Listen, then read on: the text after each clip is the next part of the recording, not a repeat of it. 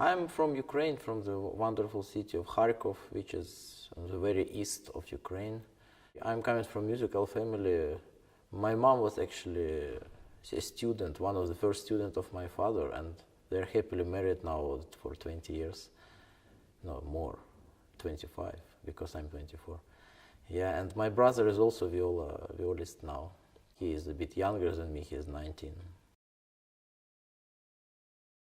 My first memories, they connected with music already. I remember how my father played for me, how one of my first toys were or games were to playing with a bow while my father was practicing. It was nothing but natural thing. I would be surprised if I would become something else but not musician. I think I got my first violin as a present for my birthday. I think it was 5th birthday or 4th. My first teacher was, of course, my father and my mom a bit. As any child, I had some problems with motivation. In general, I was very interested in sport, and sometimes it were cause of conflicts with my parents and teachers that I didn't practice enough. When you have something as a profession like music and you are a kid or teenager, you don't really think how valuable is this to have. Once, if there is someone to teach you the lesson and to take it away from you for moments, you understand the value, and then you kind of don't doubt anymore. We are learning all our life. You see things from different perspectives all the time, even through the years.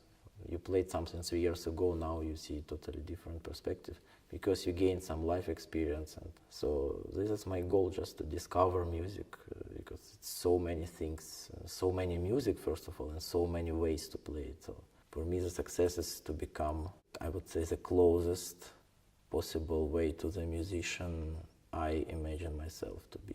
Yasha Heifetz described this in one sentence, like, practice as you're the worst and play as you're the best. That's what I am kind of trying to do, to find my, so to say, personality. I was invited to participate in some projects, like Mit Musik miteinander or violin master classes.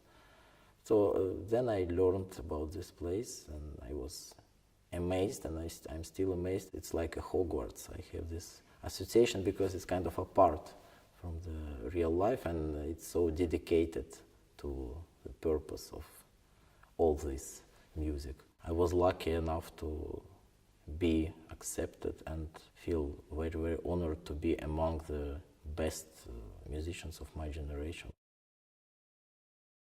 Recently I played one of my favorite works, Franck Piano Quintet, and I also broke my string in the end of, not quite in the end of first movement, so I had to play for another 2 minutes, I guess, without E string, and it was quite challenging, but I somehow managed. Sometimes some ridiculous things happen on stage, also very tricky and funny. You try to hold yourself to not laugh loud, but yeah, but I so far I managed, but it was on the edge. Last couple of years, chess is my main hobby. This is 3 subjects in one. It's a sport, of course, because it's competitive. It's an art, because if you see some great games with a lot of tactic and impressive wins, it's something that amazed you. And it's a science, because it has a lot of theory and you have to know a lot of stuff. It's actually miraculous, because it's only 64 squares, and it's so much information. With the amount of possible combinations in chess, it's more than amount of stars in the universe. It's just honest, because in the music, if something is not honest or authentic, is when it's not something that person, like composer, really needed to say, it sounds like a lie and it doesn't affect you. So it's music. In music, it's impossible to lie. It's like a different language. Sometimes words are not enough to express something, and there is a music for that. Friedrich Nietzsche said that without music, this world would be a mistake. So I kind of agree totally with that. I don't imagine, even theoretically, what it would be without music.